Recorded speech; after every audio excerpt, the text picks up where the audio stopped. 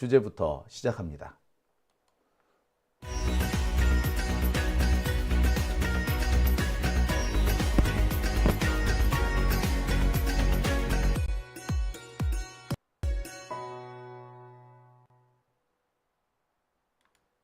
네, 오밤중 뉴스 함께하고 계십니다.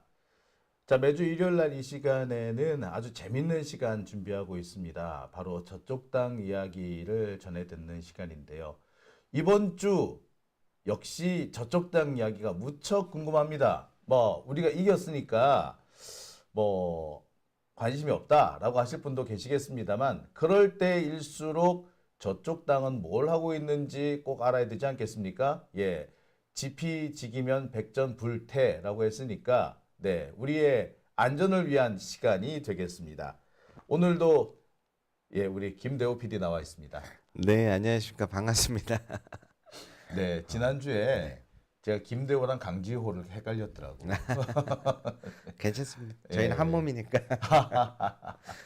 그래도 오늘의 적은 그동안 뭔가 여러 가지 소식들 전해드리면서 네, 왜냐면 이게 사실 짜증나는 부분들이 있기 때문에 그렇죠. 듣기 힘드신 부분들도 있을 텐데 오늘은 그래도 조금 마음 편하게 좀 전달드릴 수 있지 않을까 싶습니다. 아무래도 좀 분위기가 좀 많이 좋아졌어요.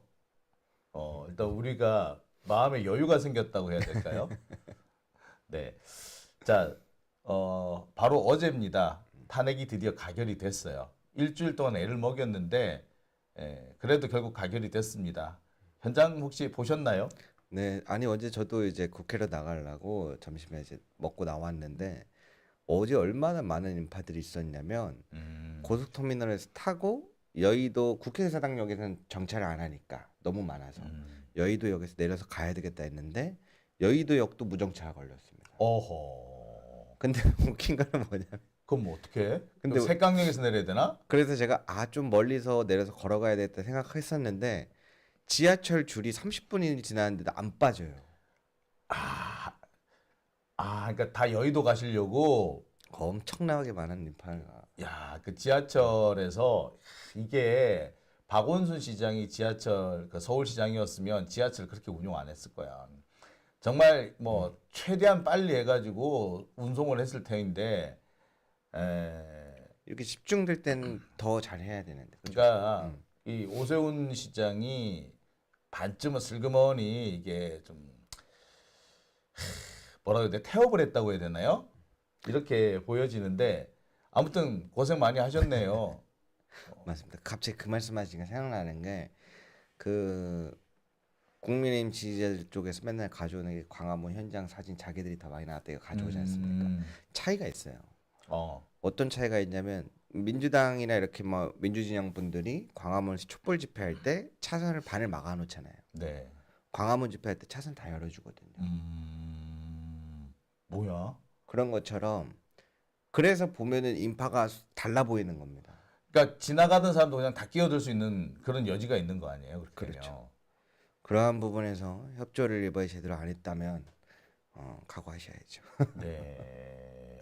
그렇구나. 국회도 이번에도 사람이 어마어마하게 많았는데 사실 제가 시장은 아니지만 열라면 열 수도 있지 않았을까 싶습니다. 아니, 사실 경찰도 보면은 정말 어제 무능하더라고. 그러니까 시민들이 이렇게 많이 모이면은 자신들이 질서 유지를 위해서 노력을 해야 되는데, 지들이 아무렇게나 해집고 다니다가 그 길을 막아오려. 그래서 왜 사람들이 워낙 많으면은 다니는 길도 얼마 없잖아요. 그러면 조심조심 다녀야 되잖아. 근데 지들이 막 해집고 다니다가 사람이 인파가 엉키는 거야. 그러니까 아무도 오도 가도 못하는 거예요. 근데 지들도 거기 갇힌 거야. 그러면 거기서 어떻게 해야 되냐. 길을 뚫으려고 좀 비켜달라든지. 경찰이 뭐 하는 사람이야. 경찰이 그런 거 하는 사람이잖아요. 그래서 자, 여기 조금씩 길을 비켜봅시다. 자, 앉아 계신 분들 조금 안쪽으로 들어가 주세요. 서 계신 분들 혹시 가실 분은 오른쪽으로 해주시고요. 이렇게 통제를 좀 이렇게 해줘야 될 거 아니야. 지도 이러고 멍하니 쳐다보고 있는데 이러고 보고 있는데 진짜 속이 화가 나더라고요. 그래서 뭐라 그랬는데 우리 보고 어쩌란 말이냐면서 이러더라고. 와, 하면서 야, 참 과연 이렇게 윤석열 치하에는 경찰도 지하철도 엉망이구나 라는 생각을 할 수. 개선돼야 될 게 많은 것 같습니다. 네, 참 바꿔야 될 게 많아요. 근데 한 가지 딱 말씀드릴 게 있어요. 대통령 한 명만 바뀌어도요 많은 게 바뀝니다. 제가 그 문재인 대통령 딱 취임하던 그날 아침에 바뀌는 걸 내가 눈앞으로 눈앞에서 봤거든. 아니 딱 그 당선 발표가 나서 그 광화문으로 문재인 당 대통령이 그 차를 타고 이렇게 오는데 그때 그 광화문 주변의 그 분위기, 경찰들 분위기 바뀌는 거, 심지어 경찰들 서 있는 방향 자체가 바뀌더라니까. 그래서 내가 야, 그 말씀하신 거 어디서 봤던 것 같은데 제가 그 우리 윤 출근할 때 빈 차만 보낸 적이 있다. 네, 근데 그 아시죠? 대통령이 이렇게 동선에 따라서 신호 정지 대기가 다 바뀌는 거. 그 동선에 따라서. 야, 저는 그 생각부터 나더라고요. 얼마나 많은 사람들이 빈 차를 거기 들어있는 척하면서 경호하면서 신호를 그러니까 바꿨을까. 얼마나 많은 분들도 그때 그 불편했을까. 와, 참. 제 친구가 이제 그쪽 주변에서 배달을 하던 친구가 있는데 그렇게 욕을 많이 해요. 이 새끼는 도대체 출근 시간 몇 시냐고. 아니 일정하면 그 시간을 피하면 되는데. 그렇죠. 그 감안하면 되는데 뭐 어느 날은 몇 시였다가 어느 날은 몇 시였다가 열받아 죽겠대. 근데 그 얘기가 그나마 생각나요. 이제 알고 봤더니 네, 공차였다는 걸 생각해 보면 그렇죠. 얼마나 미울까. 아무튼 이번 주에 많은 것들이 있었던 날인 것 같습니다. 예. 자, 이 가결 탄핵 가결되면서 참 많이 기뻐하셨던 분들도 많았을 텐데 국힘당 쪽에서 이탈표가 많이 나오긴 나왔어요. 네. 원래는 7표 정도 7표에서 안 는다고 다들 걱정했었습니다. 근데 결국 한 12표 정도는 이탈을 한 것 같아요. 그리고 이탈이라고 말하기는 좀 거시기 합니다만 무효표 혹은 기권표 던진 사람도 11표. 이래저래 한 23명 정도는 이탈 혹은 이탈 비슷한 거 한 사람들로 보여집니다. 지난번에 이탈표가 5표였던 것에 비하면은 많이 나아지긴 했는데 한편으로는 그 사이에 무슨 일이 있었길래 이런 일이 생겼을까? 이런 궁금하기도 해요. 제가 어제 표결하는 날 중계를 하면서 이 숫자를 얘기를 했거든요. 아하. 각- 이분 뉴스에서 예, 숫자 제 방송에서 기권들을 다 포함해서 아하. 214표 정도 나올 것 같다. 기권까지 포함해서 거의 맞췄는데? 네, 215표 나왔으니까 무효표 기권표에서. 근데 그게 여러 가지 정황상 갑자기 저도 왜냐면 다들 200표 가결되기만을 바라고 있었던 순간이고 저도 비슷한 순간이었는데 마지막에 기류가 좀 많이 이상했습니다. 마지막에 기류. 네, 그래서 오늘은 국민의힘 이 가결 이전 이후에 어떤 일들이 어떻게 벌어졌는지 그 부분에 대해서 한번 재미있게 네, 설명드려보겠습니다. 썸네일 이렇게 잡아봤어요. 무슨 일이 있었기에 탄핵 가결 이탈파 7명에서 확 늘어난 이유입니다. 야, 7명에서 확 늘어난 이유. 궁금해요, 사실은. 그러니까 좀 늘어날 거라고는 예측은 어느 정도는 했습니다. 일단 뭐 김어준 총수의 증언, 국회 증언이 상당히 영향력을 미쳤으리라고 생각이 들어요. 뭐 제가 알기로도 권성동도 그 부분에 대해서 되게 걱정을 많이 한 걸로 아는데 그 외에 국힘당 내부 분위기도 이런 이탈에 상당한 영향을 미쳤다고 하더라고요. 어떤 일들이 있었어요? 크게는 두 가지가 있다고 보시면 되겠습니다. 아하. 큰 사건으로는 왜냐면 그 전에 다른 일들도 영향이 있었겠지만 표결 직전에 표 관리를 해야 되거든요. 그렇죠. 여당 의원을 그렇지. 관리해야 되는데 뭐, 지난번에 보여드렸던 것처럼 원내대표 총회에서 이제 선출하는 과정에서 뭐가 있었죠? 갑자기 대국민 담화가 치고 들어왔어요. 그렇죠. 권성동 그렇지. 권성동 그때 같을 그래서 때. 아이씨 뭐 하는 거야 이 장면들이 나갔었는데 그날 그래서 원래는 계획대로 잘 못했죠. 대국민 담화가 다 씹어 먹어버렸어요. 다 씹어 먹어버려가지고. 그리고 그 다음 날 표결 전날이겠죠. 네. 표결 전날에도 표 관리를 못했습니다.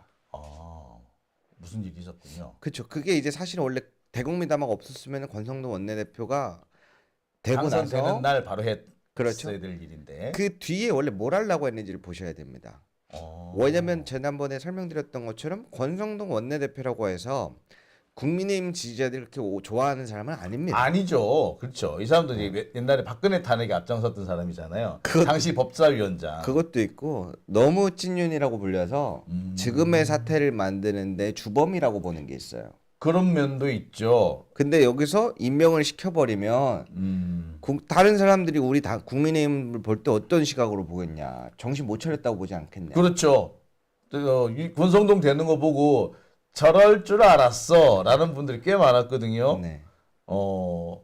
근데 그것도 그쪽 당에서도 알긴 아는군요. 네. 눈치 많이 봅니다. 요즘에. 생각보다. 네.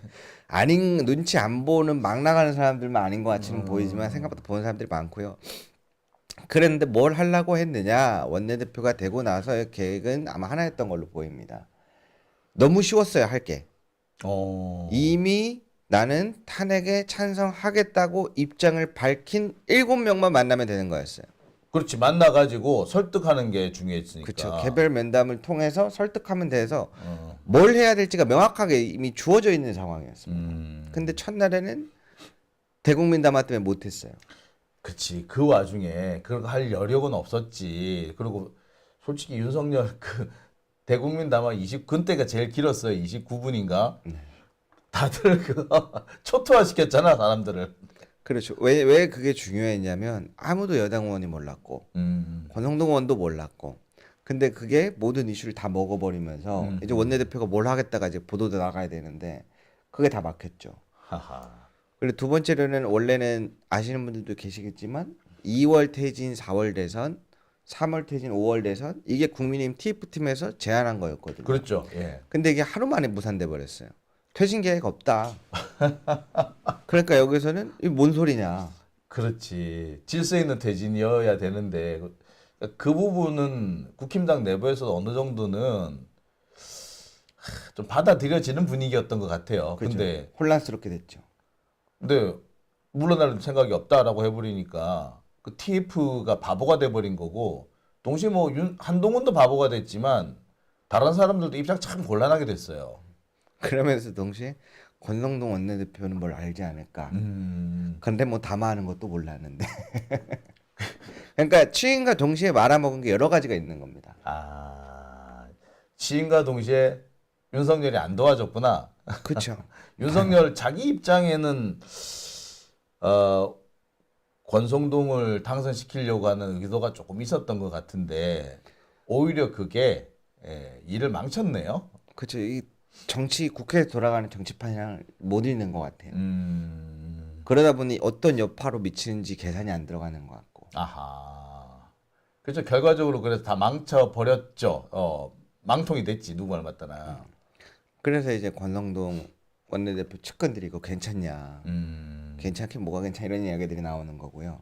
자 그렇게 해서 이탈파를 처음에 단도리를 표단속을 못했군요. 그렇죠. 시간적인 문제도 있었고 윤석열 때문이기도 하고. 네. 그런 부분에서 첫날은 못했고 그러면 표결 전날인 그 다음 날은 했어야 돼요. 그렇죠. 근데 아침에 누가 선수를 쳐버립니다. 누가 선수 칩니까? 혹시 한동훈이 선수 쳤나요? 아니 겸손인들 다 뉴스공장 진행자인 우리 저기 오전에 우리 예 우리 그 김어준 총수가 정확하니 국회에 가가지고 증언을 해버리죠. 길게도 안 했어요. 한 7, 8분 정도 한 것 같은데 핵심은 주로 4분이었는데 그 4분 동안 완전히 찢어놔 버렸죠. 누구 말 맞다나 예 찢어놔 버리는 바람에 글쎄 여기서 맨날 스모킹 건 하나만 나오면 된다 끝난다 하시더니 평소에 직접 나와서 땡겨버리셨어요. 우리 김어준 그렇지. 공장장님이 땡기셨는데 이게 생각보다 여파가 큽니다. 컸군요. 그렇죠. 다른 곳에서도 이거 하루 종일 아침에 보도 쏟아져 나갔어요. 그렇죠. 쏟아졌죠. 근데 이게 어떤 영향을 미치는지 잘 보시면은 예전에 지난번에 장영진 TV에서도 한번 다뤘던 것 같은데 한동훈 대표를 체포하는 계획을 마지막에 의총에 알리고 지지자들 한 마음으로 모았는데 체포의 목적이 아니라 사살의 목적이었다라고 하는 건 가히 충격적이었어요. 그랬죠. 그러면서 친한계 유튜버들도 다 뒤집어진 게 이제 싸움이 났죠.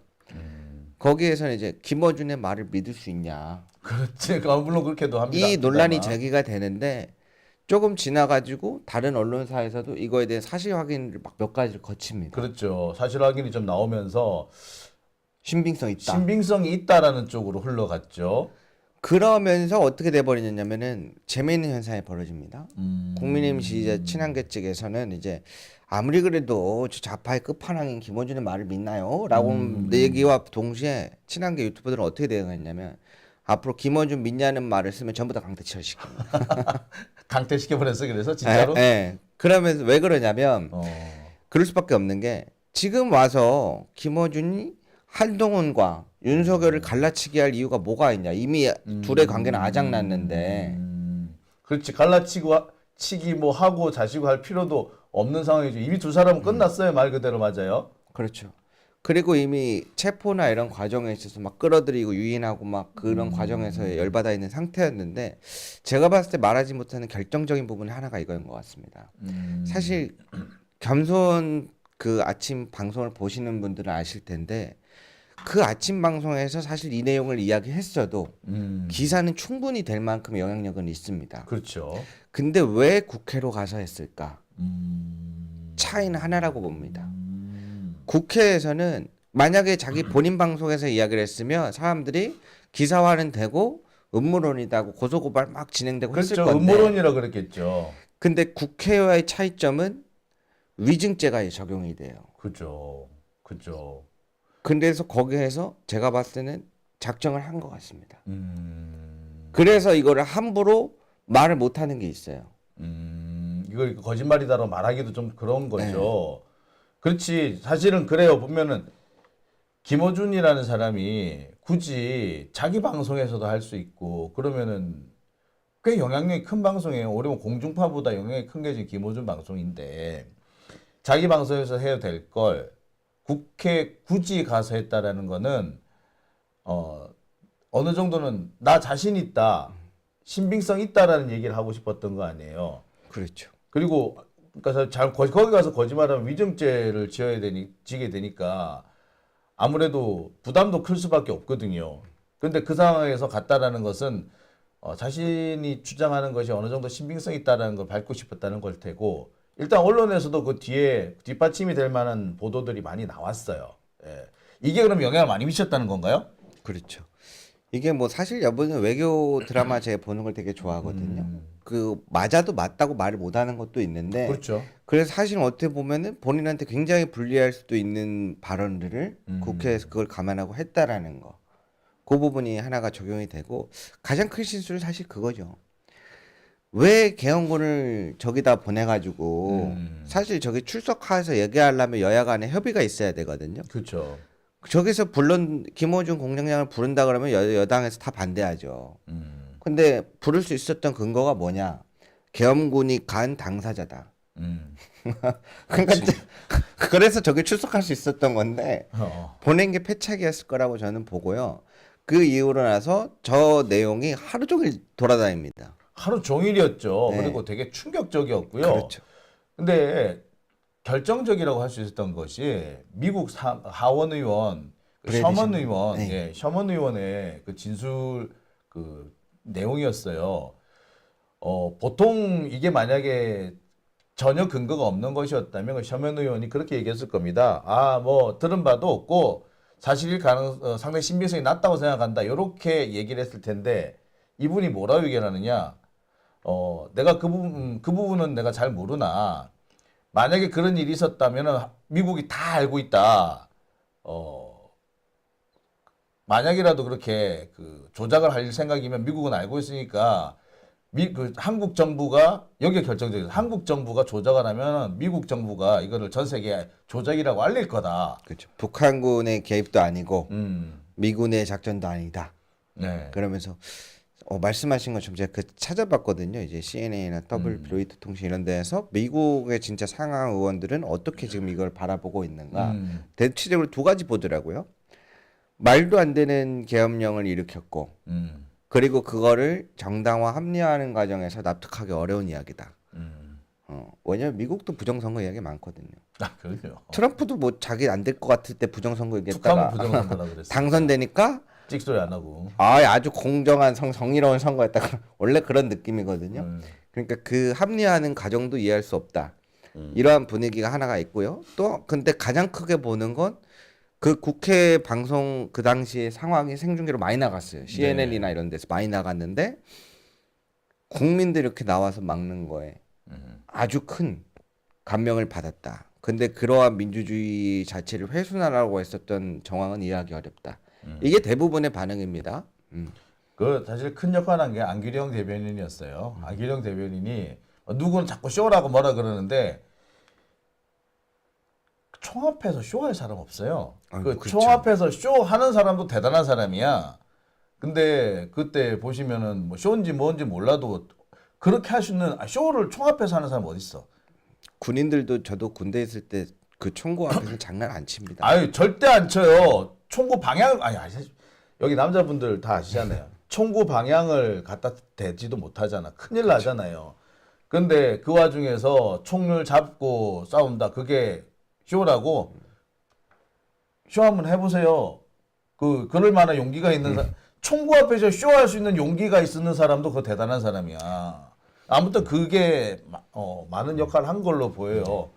그래서 이제 다시 돌아와서 결론적으로는 저 내용 하나가 굉장히 하루 종일 이슈였는데 그래서 결국에 저게 안 됐죠. 권성동이 설득을 하러 못 갔구나. 못 다녔죠 제대로. 계획을 제대로 못했죠. 아니 저 상황에서는 설득을 하러 갔다고 해도 별로 도움이 안 됐을 것 같아요. 그렇죠. 결국 그런 것들을 정업해 보면은 이탈표를 단속을 못했다는 얘기네요. 그죠? 근데 이탈표 7표는 단속을 못한 거고, 근데 확 늘어났잖아요. 네. 우리 입장에서는 좀 모자라지만 그래도 많이 늘어난 편이죠. 일단 저기서 이탈표 공개한 것 중에서 5표가 늘어났고, 그다음에 이제 뭐 무효표나 기권표까지 포함하면은 아마 거의 20표 정도가 20표 이상이 이제 이탈을 네네. 한 건데 왜 그렇게 늘어나게 된 거예요, 그거는? 이거는 일단은 해석을 좀 달리할 수 있는 게 두 가지가 있는데요. 이게 민주진영 쪽에서는 결국에는 찬성을 던져야지 이탈표라고 보시는 게 있는데 그렇지. 우리 입장에서는 이쪽에서는 지금 뭐라고 있냐면요. 예전에 지난주에 그 국힘이 표결 참여를 안 했잖아요. 그 욕을 더럽게 먹어서 이번에 참여를 하는 거였거든요. 그런데 이제 그때 당시에 박찬대 원내대표님이랑 민주당 분들이 국민의힘 의원 돌아오라고 같이 비상계엄령 해제했던 박뭐뭐뭐 의원 김뭐뭐뭐 의원 돌아오십시오 했잖아요. 지금 여기 떠나고 있어요. 이번에 찬성표 던진 안철수 의원 퇴출하십시오. 한지아 의원 기억하십시오. 이 부역자들을 다 내쫓아야 됩니다. 따라하고 있거든요. 이게 사실은 이쪽에서는 기권표나 무효표도 다 그렇게 봅니다. 벗어났다. 이게 왜 중요하냐면 결국에는 부가 몇 표였냐를 봐야 되거든요. 부가 만약에 찬성이 204표고 나머지가 전부 다 부였으면 국민의힘 의원들이 어느 정도 그래도 지금 컨트롤이 되고 있다라는 걸 보여줄 수가 그렇죠. 있는데 문제는 부가 85표예요. 이게 컨트롤이 안 된다라는 걸 증명하고 있다. 그렇죠. 결국에 부는 85표. 지금 윤석열을 중심으로 뭉칠 수 있는 사람은 85명밖에 안 된다는 얘기네요. 그게 지금 균열이 낮다. 균열이다. 그거를 지금 보여주고 있는 거라고 보시면 되고요. 솔직하게 여러분 투표할 때 딱 하나만 쓰면 돼요. 가를 쓸 건지 부를 쓸 건지. 근데 기권 무효표가 어떻게 나왔겠어요? 가, 부 한 글자를 헷갈려서 기권 무효표가 나왔을까요? 그럴 리는 없죠. 네. 그냥 사실상 이탈이라고 봐야 되는 게 맞는 거고요. 근데 여기에서 기권 무효표가 왜 갑자기 나왔냐를 보셔야 됩니다. 이 부분에 있어서 이제 두 번째 이야기가 나오는데 마지막에 제가 214표 기권표 포함해서 214표 정도 나올 것 같다라고 분위기가 이상하다고 아까 말씀드렸잖아요. 네. 컨트롤이 안 된다라는 거를 이미 이야기가 된 것 같더라고요. 지금 여당 의원들 표 관리 컨트롤이 안 됩니다라는 이야기를 한 것 같은데 여기서부터는 저희 추측입니다만 넘어가도 괜찮다라는 이야기가 나온 것 같아요. 넘어가도 괜찮다. 정권이 넘어가도 괜찮다. 아니 탄핵이 가결돼도 괜찮다. 탄핵이 가결돼도 괜찮다. 너무 무리하지 마라. 그 얘기가 어디서 나온 거예요, 이제? 왜냐면 제가 이거는 저의 추측인데 어디에서 보고 있냐면 분위기가 이상했어요. 이상하다. 오전에는 아까 얘기한 대로 한동훈 사살에 대한 고소고발 조치랑 당의 입장 조치하고 나머지 오후에는 다른 역할들을 아마 해서 표 관리를 해야 되는데 전혀 이루어지지 않더라고요. 오히려 냅두는 것 같더라고요. 그러니까 권성동부터도 입으로는 부결시킨다라고 하면서 했지만. 실제로는 아니 뭐 될 대로 돼. 뭐 굳이 뭐 우리가 바득바득 그 부결시키려고 할 필요는 없어. 그냥 우리는 부결이라는 입장만 얘기하면 돼. 그쵸. 딱 그 정도 분위기였거든요. 마치 그건데 왜 그 괴원군들 국회 들어와가지고 야 하는 척만 해야 하는 분위기였거든. 그렇잖아요. 707이고 그 특전 여단이고 날아다니는 친구들이에요. 근데 그 유리창 깨고 들어간 거 보셨죠? 원래 유리창 깰 때는 도구가 있어요. 깨는 도구가 있어요. 깨는 도구를 가지고 깨고 그게 도구가 없으면은 개머리판으로 깨잖아요. 근데 팔꿈치로 깨잖아요. 이렇게. 이거 안 깨겠다는 얘기거든 사실은. 나중에 화분도 깨질까봐 이렇게 들어가서 온 거죠. 아무튼 그래서 이제 이런 문제들이 몇 개가 제기가 됐는데 어느 부분에서 제가 그걸 보고 있냐면 어제 탄핵 가결이 나고 나서 재밌는 일들이 하나 벌어집니다. 시간을 정확하게 재지 않았는데 약 10분 정도 됐을 것 같아요. 가결이 난 이후에 갑자기 전 방송사에 영상이 하나씩 갑니다. 바로 가결 표결 입장에 대한 윤석열 대통령 담화가 준비된 영상이 가요. 얼마 안 지나서 바로 들어왔어요. 네. 한 10분, 20분 정도 걸렸던 것 같은데 조금 더 걸린 것 같긴 한데 하여튼 가결 표결이 될 거를 예상하고 녹화 영상을 찍어놓은 걸 보낸 거겠죠. 제가 보기에도 그래요. 예, 이게 그러니까 가결된 게 5시 조금 넘어서였거든요. 그런데 그 윤석열 유튜브에 올라온 게 6시더라고요. 그러니까 한 1시간 정도 차이가 있고 뭐 각 사마다 영상이 도착하는 시간은 저보다 좀 빨랐으리라고 생각을 하긴 하는데 그걸 감안하더라도 아무리 그 다이렉트로 찍어도요 좀 시간 걸리거든요. 영상 만드는데. 그렇죠. 그래서 그거를 또 배포한다? 1시간 안에는 어려워요. 솔직히 말하자면. 약간 지난번에 지호 씨가 얘기했던 거랑 비슷한 현상 같은데 조국 대표 선고 날 현장에서 기다리고 있는데 재판장 문도 안 열렸는데 결과가 기사가 먼저 속보가 나왔다. 그러니까 준비가 돼 있었다는 얘기인 거죠. 그렇죠. 그래서 저는 같은 현상이라고 보고 있습니다. 음. 그런 걸 보면서 이것도 이야기가 나오는 것 중에 하나가 부결됐을 때 영상도 있을 거라고 보고 있습니다. 있겠죠, 당연히. 예. 부결돼서 원래 다음 주로 예고돼 있는 걸로 알고 있었는데 부결되면 다음 주쯤에 직접 부정선거에 대한 이러이러한 뭐 물증을 확보했다.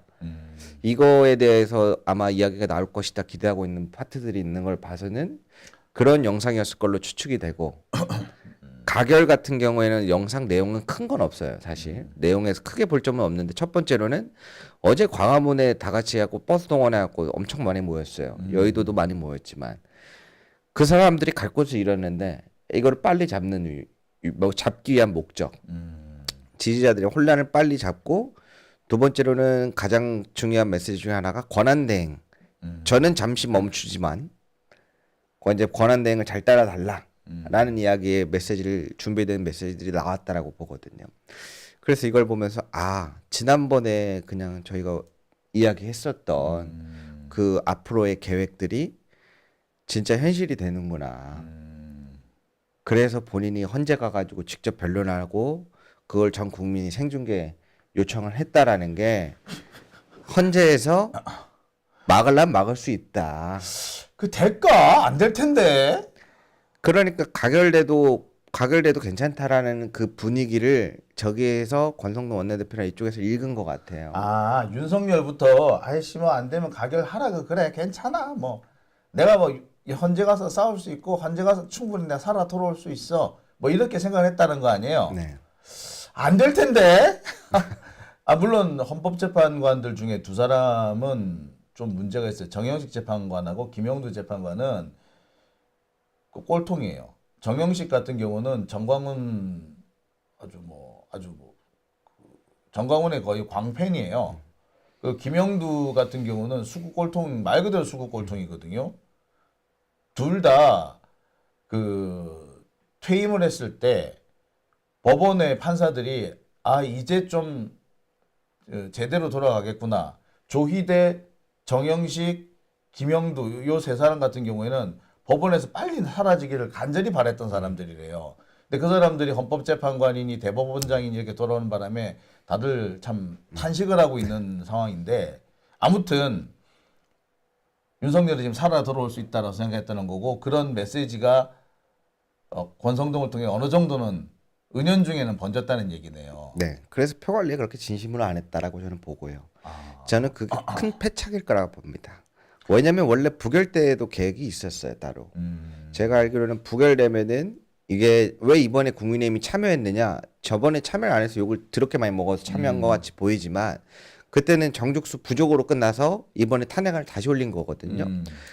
회 부결이 나면 국민의힘이 다 참여했는데 부결이 나면 같은 회기에 못 올리게 돼 있으니까 들어가서 부결로 끝내자라는 계획도 있었어요.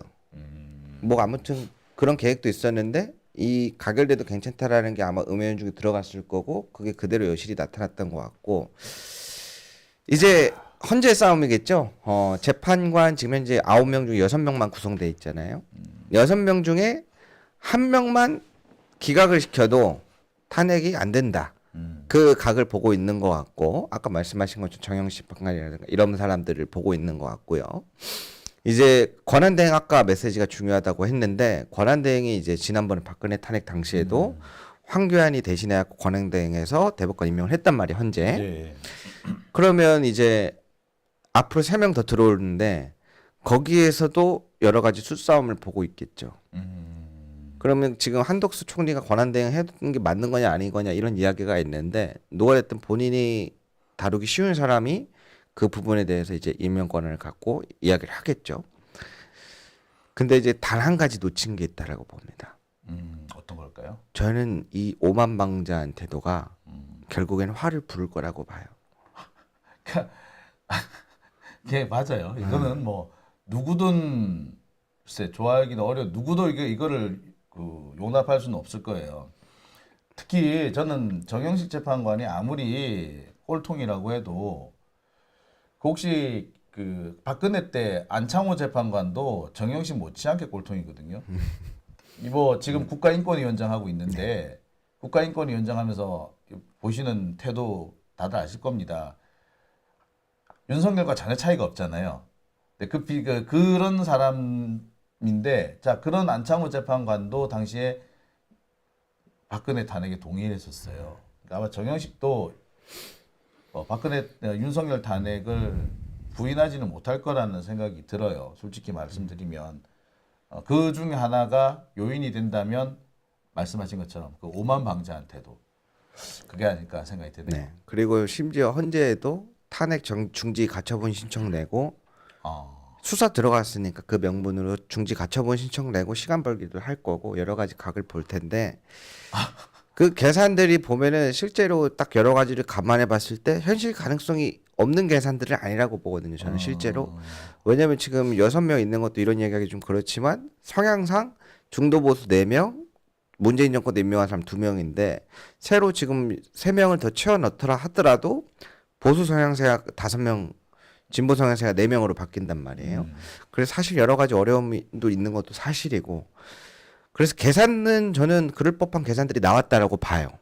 그리고 지금 뭐 하고 있냐면 미국 사례를 찾고 한국 사례에서 힘드니까 내란죄라든가 이런 거에서 미국 사례 윤상현 의원이 괜히 나와가지고 용모 전두환 사례로서 하고 욕 먹으면서 그런 얘기를 하는 게 아닙니다. 잘 들으시면 저쪽에서 지금 세우고 있는 계략들 그거를 일부 알고 있어요. 제가 봤을 때 미국에서 판례 찾아가지고 뭐하고 하면서 막 어쩌고 얘기하잖아요. 김상욱 의원 막 달래주는 척하면서 훈계할 때도 그 미국 사례 얘기하잖아요. 저는 윤상현 의원도 지금 깊숙이 관련돼 있다고 봅니다. 그런 것들을 하면서 시간 벌기를 할 텐데 계산은 나름 철저해요. 근데 단 한 가지 이번에 여의도 국회 모습을 보면서 야 이게 깨어있는 시민들의 힘이 얼마나 무서운지 모른다. 저도 이번에 놀랐어요. 예. 그 계산이 안 들어가 있는 계산은 절대 전 성공하지 못한다고 봅니다. 네. 특히 이제 젊은 친구들 나와가지고 그 시위하는 모습 보면서 좀 많이 놀랬던 거예요. 그러니까 나올 거라고 저렇게 많이 나올 거라 생각을 안 했어요. 네. 근데 진짜 이제 막 그 수능 시험 마친 고3들이 우리 총 쏘는 거 아니야? 우리 총 맞는 거 아니야? 그러면서 들어오는 걸 보면서 한편으로 귀엽기도 하고 어처구니가 없기도 하고 했는데 그렇게 모이더라고요. 그래서 아 이거는 못 막는구나. 그리고 그 여의도 광장에 그 응원봉들 올라오는 거 보고 야 이거는 못 막는다. 윤석열 네가 용 빼는 재주가 있어도 이거는 네가 틀렸다. 제가 한 가지 재밌는 얘기 들은 것 중에 요즘 중고등학생 교사님들이 좀 당황스러워하더라고요. 왜냐면 이제 이 예술 작품이나 영화, 애니메이션 이런 쪽으로 이제 꿈꾸는 친구들이 지금 다 서결의 봄을 만들어 갖고 자꾸 오니까 감당이 안 되나 보더라고. 근데 심지어 잘 만들어 애들이. 아 보고 싶다. 어떤 내용인지. 몇 개는 유튜브에 검색하면 인터넷에 검색하면 나올 겁니다. 고등학생이 만든 뭐 중학생이 만든 검색하면 나올 거예요. 애들이 심지어 잘 만들었어. 아무튼 그러한 분위기들을 보는데 지금 일단 이야기된 거는 또 다음 주 목요일에 제가 더 브리핑을 해드릴 건데 한 가지는 보고 있어요. 뭐가 있냐면 앞으로 3개월간 여론전을 좀 잘해달라. 탄핵이 가결된 이후에 여의도의 사람들은 쭉 빠질 것이다. 그럼 광화문으로 모여서 지금부터 여론 싸움이 중요하다. 여기는 이쪽에서 가결됐으니까 쭉 빠지겠지 생각하고 있는데 어림도 없지. 아니 지금 다들 우리 다들 그 얘기하고 있어요. 지금부터 우리 헌재로 몰려가야 된다고 그 얘기를 하고 있는데 다들 지금 정영식 재판관 때문에 다들 이갈고 있단 말이에요. 그다음에 또 있는 게 얼마 전에 헌법재판관이 된 김복형 재판관. 이 사람도 상당히 꼴통이야. 은근히 꼴통인 사람이거든. 그래서 이거 안심할 수 있는 단계가 아니에요. 그래서 하여튼 그런데 물론 그렇지만 지금 미국의 반응이 제일 무섭죠. 미국의 반응이 윤석열이 계속 대통령하고 있으면 한국하고는 앞으로 안 논다. 왕따 시키겠다라는 분위기가 워낙에 세게 잡히는 것도 있어요. 그래서 아는 사람은 글쎄 뭐 윤석열 복귀하기는 어려울 거다라고 합니다만 그래도 안심하기는 어렵겠죠. 하여튼 뭐 전 동의합니다. 아까 얘기했던 거 찾아보니까 미국 의원들도 되게 그 시민들이 막아내는 그 장면 하나를 강명을 받은 사람이 되게 많더라고.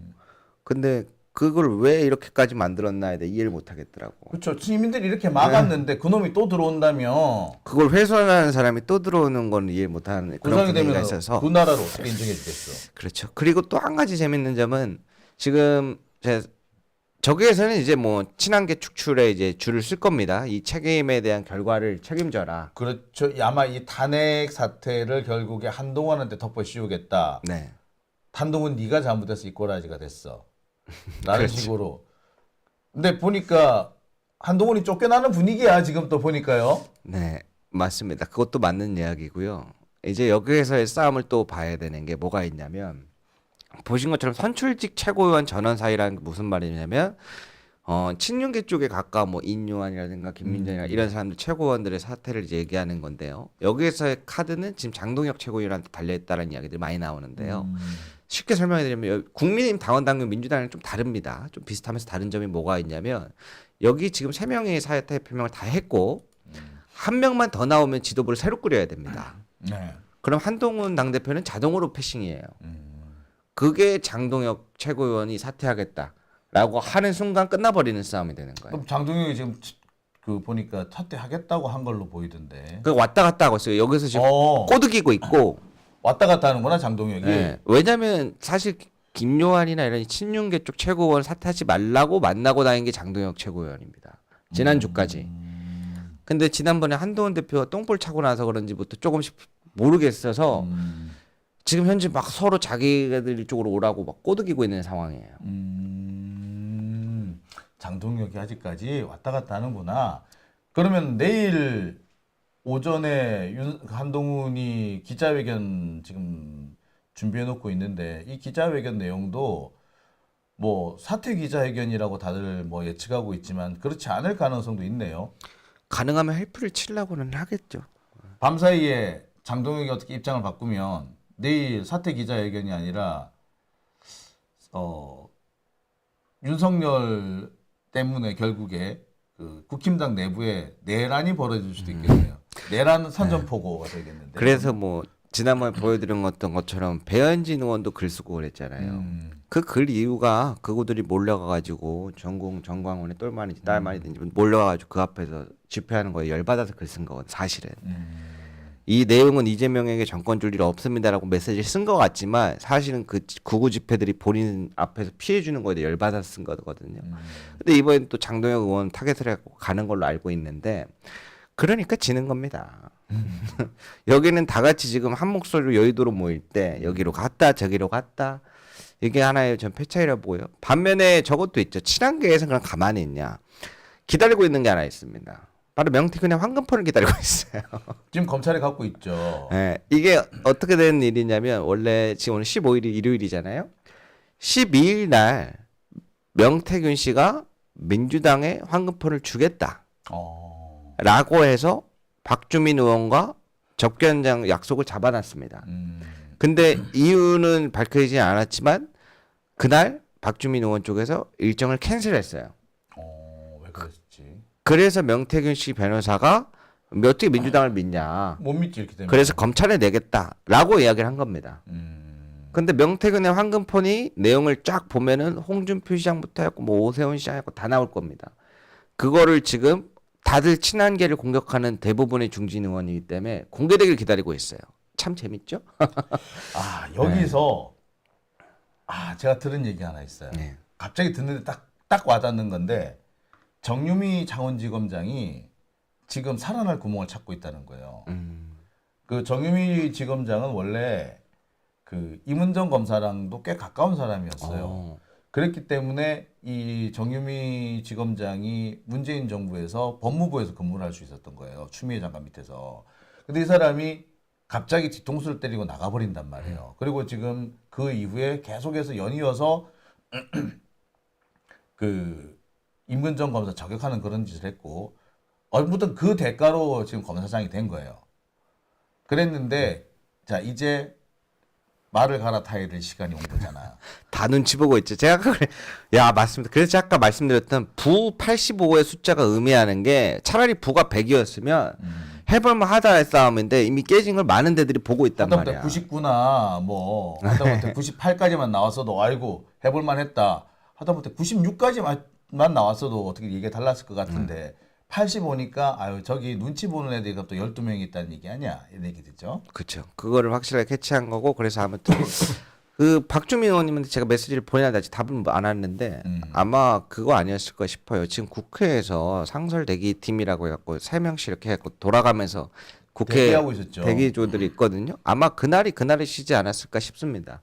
아마 그리고 창원까지 가는 거는 위험 부담이 있어요. 12일이면은 그날 그 전후로 해가지고 계속해서 2차 계엄이 있을 거라고 다들 걱정하던 날이었어요. 그렇죠. 12 때가 또 탄핵 표결 직전이기도 하고 그래서 이 부분은 나중에 뭐 이야기를 따로 들을 수 있을 것 같고 그때 제가 한 번 더 전달드리도록 하고요. 중요한 거는 친한계에서는 빨리 명태균 황금폰을 까야 된다 이야기가 아마 나왔다. 명태균 쪽에서 제가 알기로는 좀 조건을 많이 낸 걸로 알아요.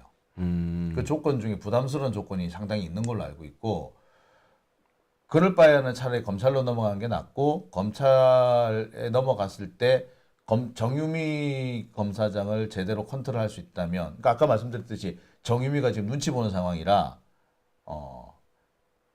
그러면 뭔가 더 차라리 그게 낫지 않느냐 그런 얘기도 나오지 않았을까 싶네요. 뭐 아무튼 지금 이제 눈치 싸움을 하는 시간인가요? 눈치 게임인가 이제? 사실 아파트도 눈치 게임이잖아. 제가 봤을 때 이제 앞으로가 진짜 큰 싸움이 될 거라고 보는 게 눈치 싸움은 맞는데 눈치를 안 보는 쪽이 나올 것이다. 저는 저쪽은 눈치 안 보고 이제 할 수 있는 건 모두 다 동원한다고 봐요. 지난주에 저희 김건희 여사가 여사도 아니겠다 이제 곧 있으면은 그 계속 전화 돌리느라 바빴다 그랬잖아요. 예. 와, 그 얘기 전부 다 받았더라, 이제. 그 일환으로 지금 또 HID 요원도 전화 갔다라는 이야기까지 나온 거잖아요. 앞으로 더 나올 거라고 봅니다. 아마 지금 김건희가 앉아가지고 무슨 짓 할지 몰라. 또 내일 모레쯤에 나나 이명수한테 전화 올지 몰라. 와가지고 나 좀 도와줘. 사실은 말이야 이렇다면서. 아니 저 김건희라는 사람이 자기 입장을 이렇게 널리 알리고 싶어 하는데 그러니까 자기 얘기를 들으면 다른 사람들이 자기 말을 다 옳다고 생각할 거라고 여긴대요. 약간 좀 그런 착각 있잖아요. 사람들이 내 말을 직접 안 들어봐서 그렇지 내 말을 직접 듣기만 들으면 다 나한테 빠진다? 뭐 이런 아 사람 그래요? 있잖아. 아 그럼 제가 잘하니까 한번 들어보고 싶은데 예, 우리 김대호 PD한테 네. 연락 좀 주십시오. 제가 또 분석을 기가 막히게 하지 않습니까? 그래도 아는 사람이 들어야 좀 공감도 해주고. 전화번호 알려줘 그러면. 아, 네, 좋습니다. 예. 자, 그래서 이제 앞으로 어제 좋게 이제 잘 끝나서 많은 분들이 오랜만에 잠도 못 주무시다가 어제 오랜만에 푹 주무신 것 같아요. 저도 오늘 그랬고요. 하지만 우리가 끝까지 매의 눈으로 지켜봐야 된다. 왜냐? 네. 도저히 무슨 짓을 할지 모르는 사람들이기 때문에 마지막까지 좋은 결실로 함께 맺으면서 저도 이 이후에는 국민의힘을 계속 분석을 하는 방송을 할지는 모르겠어요. 뭐 다른 왜냐면 저도 이제 막 국회로 좀 직접 많이 더 가가지고 한번 인터뷰도 하고 해보고 싶은 계획이 있는데 그래도 가능하면 얼른 좀 안정화가 돼서 연말에는 다른 분들이 좀 즐겁게 즐기셨으면 좋겠습니다. 걱정 없이. 네. 앞으로 갈 길이 멀지만 예. 우리 이번에 응원봉처럼 즐겁게 가보도록 하죠. 네. 자, 오늘 말씀 감사드리고요. 예. 지난 일주일 동안 고생 많이 하셨습니다. 앞으로 이제 푹 쉬십시오라고 해야 되는데 그러지 못하는 걸 좀 안타깝게 생각하는데요. 우리 열심히 또 힘을 내서 달려보도록 하죠. 오늘 고생하셨습니다. 네. 다음 주 뵙겠습니다. 네, 감사합니다.